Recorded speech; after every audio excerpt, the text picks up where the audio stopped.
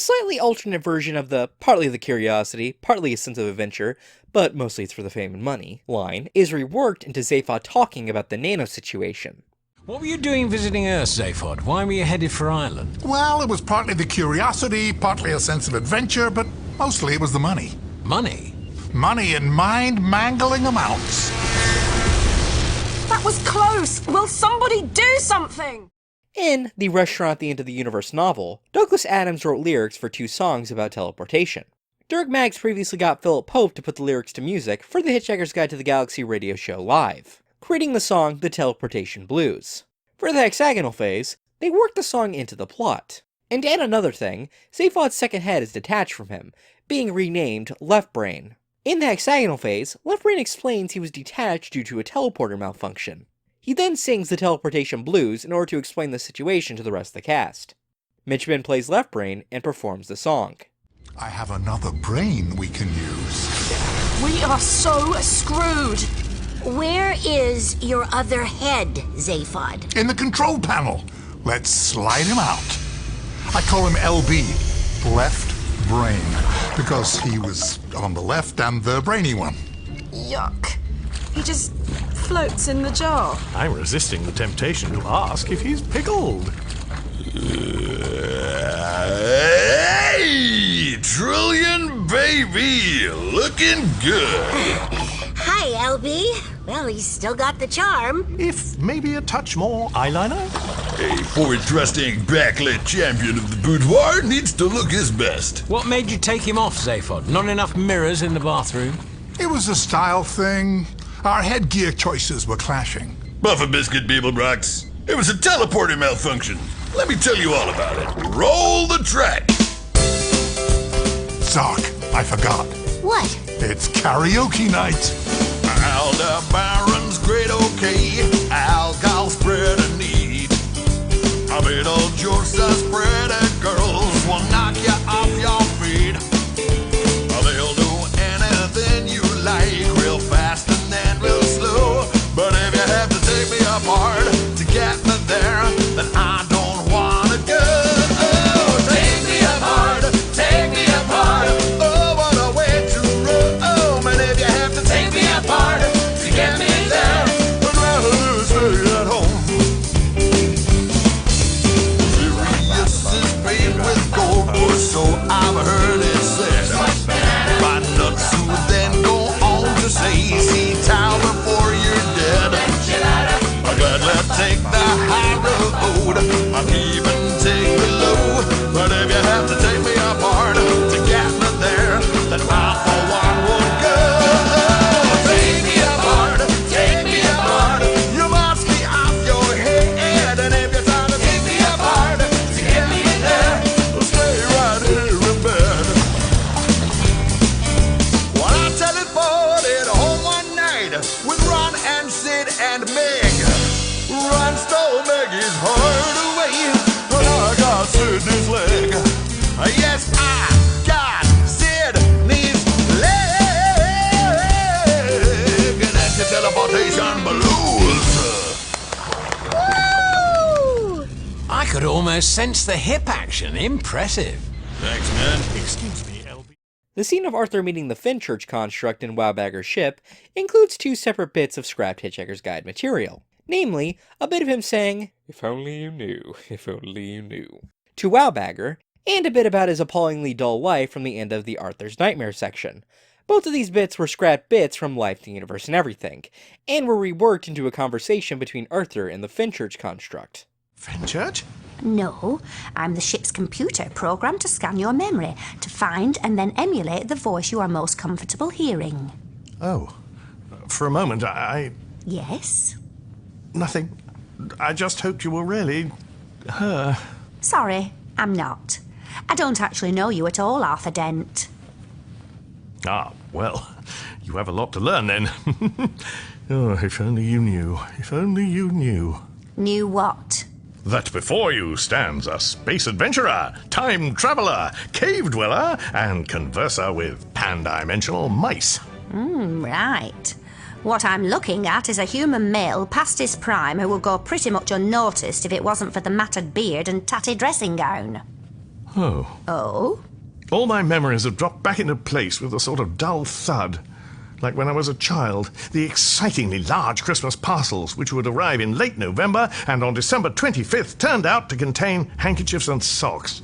I have led an appallingly dull life. Perhaps you led an exciting life, but just looked appallingly dull.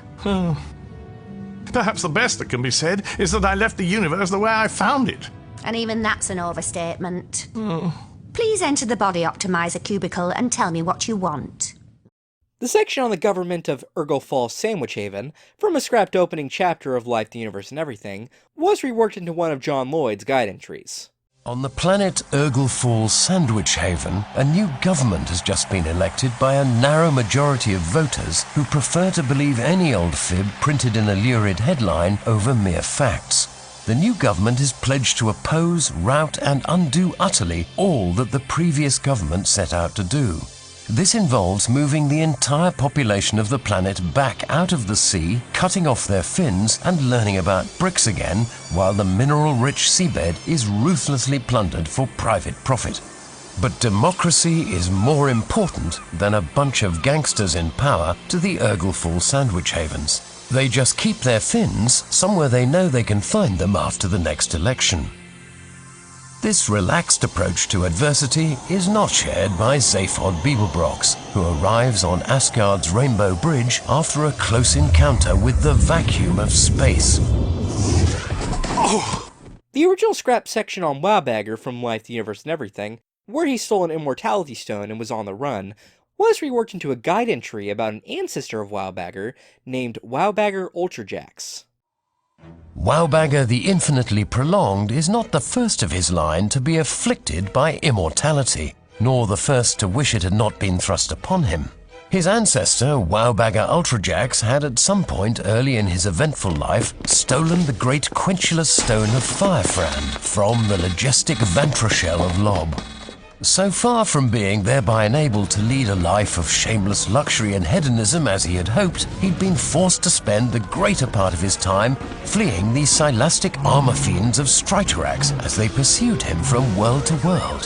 When the Silastic armor fiends flagged in the chase, their places were taken by the strenuous Garfighters of Stug. And when they had had enough, the strangulous Styletons of Haglavinda pursued Wowbagger back again, until he began seriously to regret that he had ever stolen the wretched stone in the first place. His vexation was increased by the fact that the power for which the quenchless stone was famous was that of bestowing eternal life on its owner. And it was beginning to look as if he had an awful lot more of this aggravating lifestyle to look forward to. He could simply get rid of the stone, but being now something over 300,000 million years old, he couldn't help feeling that it would be an awful waste of time if he were just to give up now. Added to which, he would of course simply drop down dead if he lost the stone, and he regarded this as a constant and annoying temptation rather than an acceptable solution. The fate of Wowbagger Ultrajax is as yet unknown. For all we know, he's still on the run. His many times great-grandson, sitting on the bridge of his ship, shares the curse of everlasting life, albeit thanks to a particle accelerator and a pair of rubber bands. Ford's prior history with the Centrica Golumbits was further expanded upon in an early version of the chapter about Wowbagger in Life, the Universe, and Everything, which was, of course, scrapped. It was reworked into the Hexagonal Phase by having the construct in Wowbagger's ship briefly turn into Centrica Golumbits, before switching back to Fenchurch. Ford then reveals his history with the Centrica to Arthur. In that case, I have an idea. Call it up. Computer? You called Arthur? Computer? Yes, Ford, darling. My God, what is that? Wow. Eccentrica Golumbits. Shall I slip into something less formal? No! Please! Can we please have Fenchurch back? Of course. I was trying to be polite, constructing a familiar presence from Ford's memories. Ooh, that was close. There are memories best left alone. Yes, I see what you mean. Oh, I don't know. She looked like a bit of a character. Arthur, I can't put this with much more delicacy and coherence than you might comfortably squeeze onto the slide plate of an electron microscope, but I'll try.